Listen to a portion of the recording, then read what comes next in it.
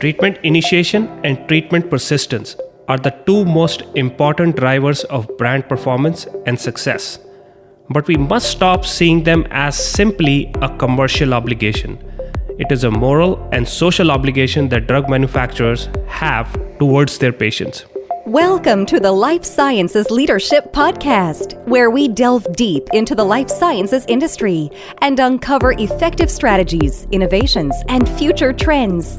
Your host, Axtria's Jasmeet Soni, engages highly acclaimed leaders in discussions focused on directing commercial success in the life sciences industry. Whether you're transforming your commercial success strategy or just craving dynamic discussion, this is the show for you. Hello everyone, I'm your host Jasmeet Soni and welcome to the Life Sciences Leader, brought to you by Axtria.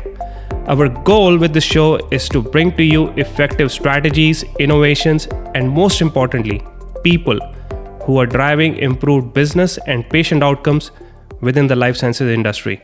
Our guest today is Uday Shah. Uday is a principal at Axtria where he is responsible for supporting clients in solving market access and specialty pharmacy challenges. Uday is also responsible for developing Axtria's solution suite for specialty pharmacy data acquisition, data management, and operationalization. He's a pharmacist by training and has long and rich management consulting experience across pharma commercial strategy, payer, and PBM operations. I've personally learned a lot from Uday's research and thought leadership in two specific areas: patient engagement strategies and value-based reimbursement reforms.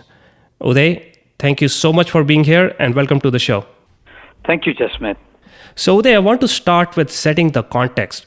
Specialty pharmacy has been a hot topic and there has been a lot of investment in specialty pharmacy data. Why has this become a focus area for the pharma companies? That's a great question, Jasmeet. So there are four main drivers for that investment. Number one, as the value of chronic therapy portfolios start to decelerate, manufacturers are looking at new areas of growth, and that happens to be specialty pharmacy and biologicals. Now, that shift requires going from large patient populations in the chronic disease space to much smaller patient populations in underserved, rare, and really serious diseases.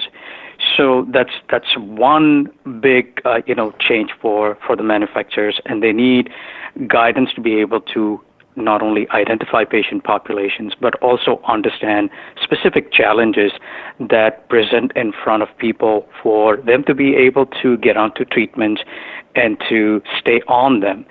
Second big area is that payers are recognizing this as an emerging threat to the overall healthcare expenditures and healthcare budgets. So they are reacting to this and are implementing therapy management strategies that, again, compound the problems for prescribers and patients in terms of the amount of effort that goes into getting patients qualified for treatments and being able to afford them, and then again being able to stay on it. So that requires manufacturers now to understand overall patient journey, understand bottlenecks to those areas, and then to be able to create a support layer that can then help and support patients navigate this overall journey. Now, the last component of, or last important factor to this is that there is a significant data disparity between manufacturers and the other health players in the ecosystem, such as health plans, PBMs, or the actual pharmacies themselves. Manufacturers do not have access to the richness of patient-level data that this, entities do, and hence, for manufacturers to be able to get the full understanding at the patient level, they have to create strategies to be able to acquire data sets, and that's where a lot of this investment is coming from. I love how you split those into different issues, and thanks for setting the context, Uday. Now let's switch gears a little bit and talk specifically about the data challenge. You have mentioned that it's $1 billion question. that the pharma executives must answer. And you also have mentioned that they must answer this question not just because it's their commercial obligation, but it's also their moral and social obligation towards patients. So why does data matter so much in this space? No, good question, Jasmeet. So there are inability of manufacturers to, first of all, acquire meaningful patient-level data sets and to be able to drive insights out of that leads to value leakage in three areas. One is that it affects the overall brand performance and hence commercial value of that drug itself. And the second area is if patients are not able to get onto targeted treatments and be able to stay on it, there's a significant loss of value on patient where they are deprived of a very useful treatment that can have life-altering impact and significantly improve quality of life for them. And then the third kind of the arm of this, value leakage is the fact that the entire healthcare system suffers from that, and payer do not get the optimal return on investment of the healthcare expenditures that they, invest into for the overall betterment or overall health improvement of patient populations and their constituencies.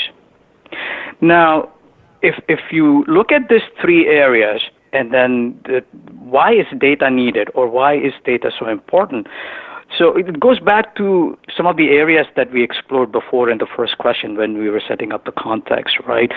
It is important for the manufacturer to understand where patients and prescribers are having difficulties in terms of the being able to get onto treatments and being able to stay on it as put in front of them by health plans in form of prior authorizations, in form of, other step therapy or quantity edits.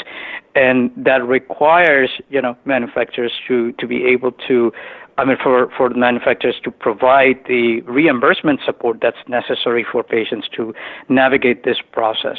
And in order for the manufacturer to do that, manufacturers need to understand where patients are in this overall journey.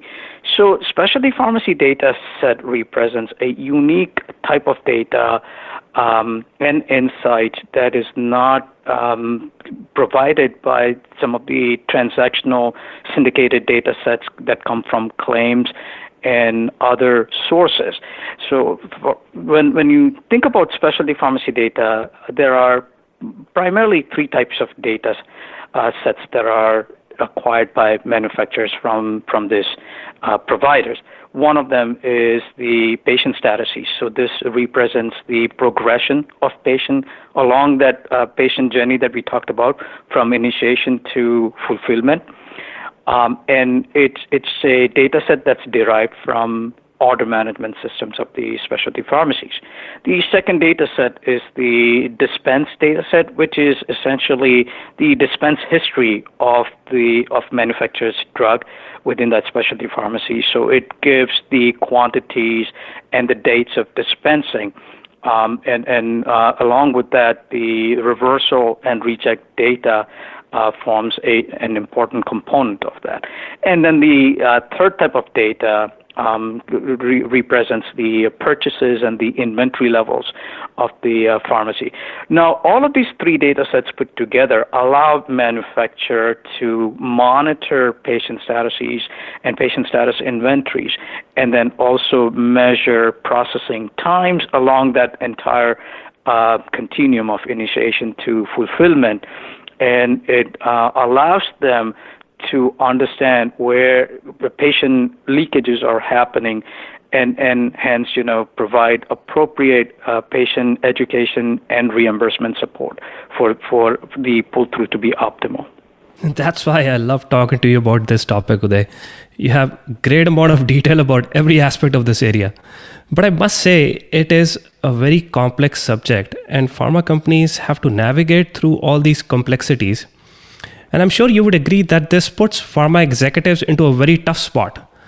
If I understand correctly, there are some additional barriers for pharma companies like payer strategies and rising out-of-pocket costs and so on.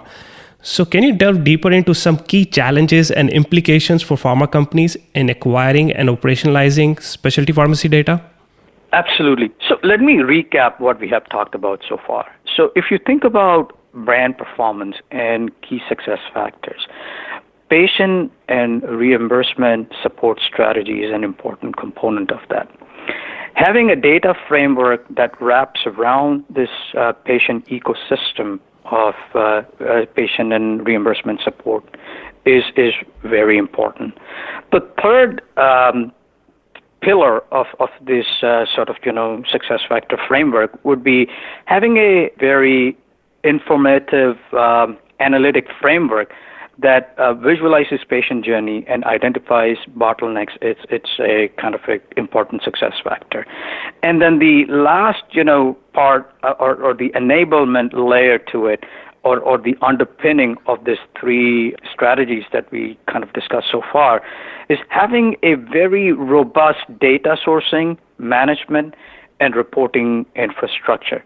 This, in all, forms the overall acquisition to insights journey of specialty pharmacy data for the manufacturers. Now, where most of manufacturers really struggle and face challenges today is in primarily in ensuring optimal data quality, and then because of that, their inability to operationalize this data into the insights that can drive overall success of the brand. And that comes from the fact that you have two entities that are trying to do things that they're not used to doing, right? So if you go back towards the data sources, this data is acquired from specialty pharmacies and patient registration hubs that are service providers. They are not data commercialization vendors that typically, collect data, industrialize it, and then productize it and provide a consistent, subscription based data stream. These are pharmacies and service organizations that perform certain services on behalf of the manufacturer and provide data as a product of that service rather than as the main service. But manufacturers contract with them to acquire this data that they're not able to get from anywhere else. Now, manufacturers are in business of manufacturing and commercializing drugs. They, up until very recently, had not felt the need to acquire data on their own, so custom data acquisition, so to speak, and hence they are not used to bringing data sets in and then managing them. And these data sets again are of varying consistency and quality. So these are the common causes of they cause manifestations in terms of manufacturers not being able to get the maximum value out of specialty pharmacy data set and struggle. So clearly there are a lot of challenges like you just described. And I know you're working with so many different customers. Can you tell our audience how you're helping them solve these challenges and how are those solutions different from what others are offering? Absolutely.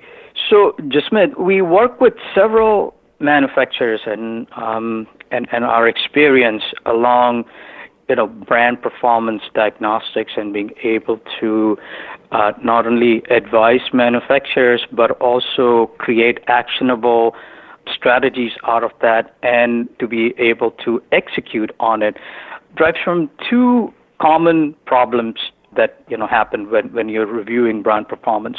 So one is specific to demand generation.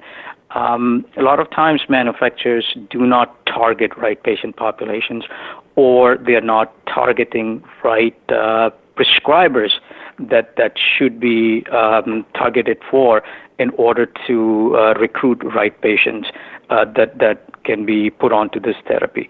Specialty pharmacy data does not inform as much about demand generation as they do about the second problem to a brand performance, which is pull-through.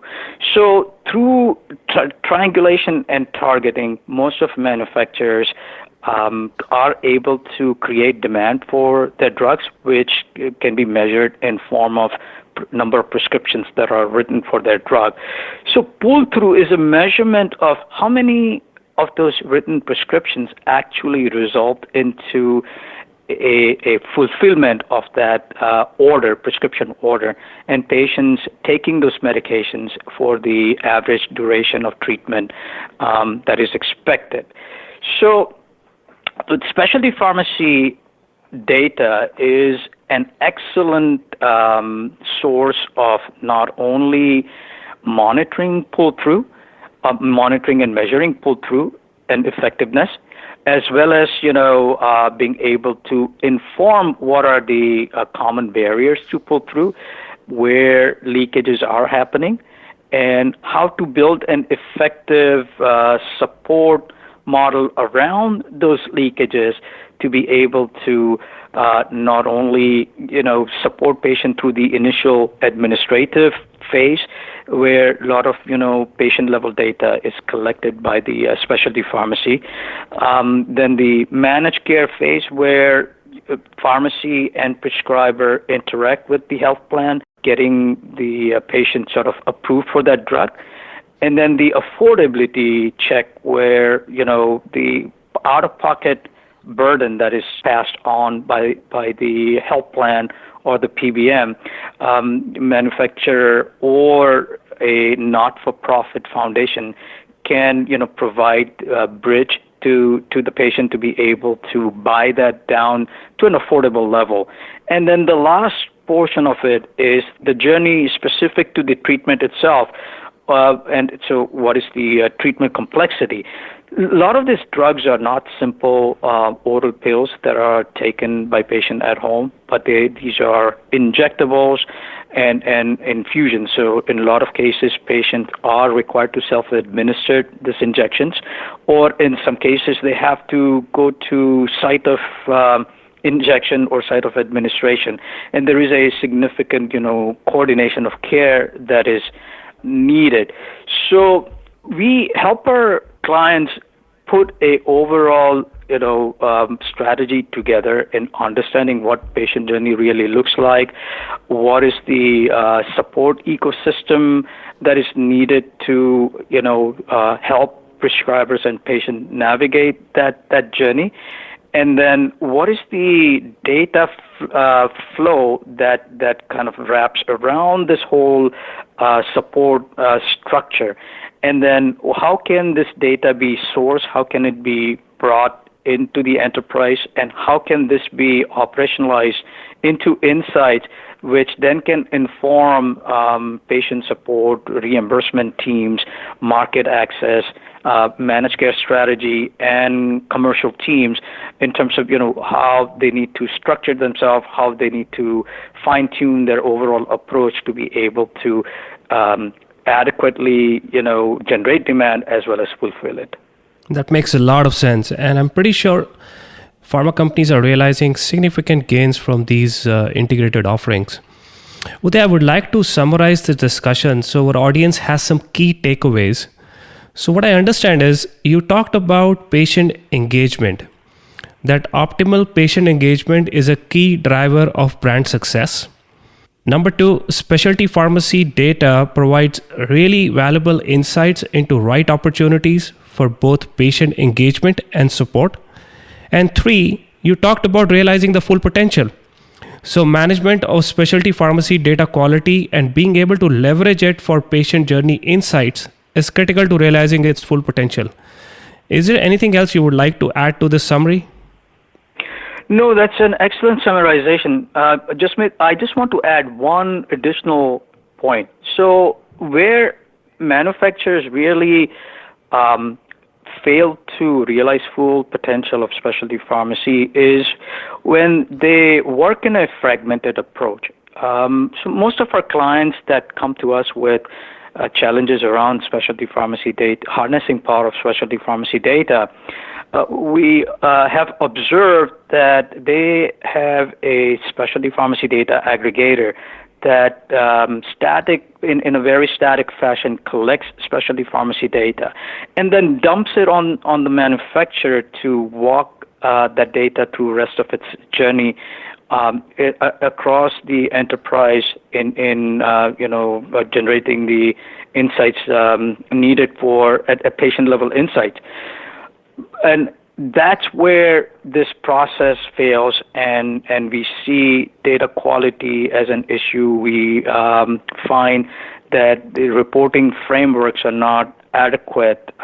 We have taken a much more integrated approach, and we support a client across the acquisition to insights continuum. We take the full ownership of not only acquiring the data, we take the ownership of managing the data supply chain, the quality and the timeliness of the data delivery, and management of data within the enterprise data infrastructure, as well as converting that into actionable insights for the commercial teams and the brand teams to be able to drive the full value. So that's where we are different from most of the other vendors that we see operating in the specialty pharmacy data space. That's a great point, Uday, and thanks for adding that to the summary. So the integrated approach is really important. Uday, this has been an extremely insightful conversation and one that's top of mind for many in the pharmaceutical world. I'm sure our audience will be able to take away some of these learnings and apply them to their business. Before we go, is there anything that's on the Axtria Research Hub or Innovation Lab that our audience can refer to? Yes, Jasmeet. So Axtria as a company has made significant investment into this area. We have created a specialty pharmacy hub on Axtria Research website. And that hub represents culmination of several decades of Axtria's experience, not only working with specialty pharmacy data, but working with specialty pharmacy providers and with manufacturers, not only specialty pharmacy data acquisition and management, but also operationalizing specialty pharmacy data into patient-level insights that drive meaningful growth for top line in terms of higher number of patients retained for longer period of time. And there is a rich library of white papers and point of view and other artifacts that we think the specialty pharmacy community in general can benefit a lot from that experience and the thought leadership it represents. Uday, thank you so much for pointing that out. And thank you so much for coming to the show and sharing your knowledge and deep experience in this space. To the audience, thank you so much for joining us today, and tune in soon for the next episode. Thanks, Jasmine. Thanks for joining us on the Life Sciences Leadership Podcast. If you loved this episode, please share with friends and subscribe on your favorite streaming platform. For more information, visit lifesciencespodcast.com. Until next time.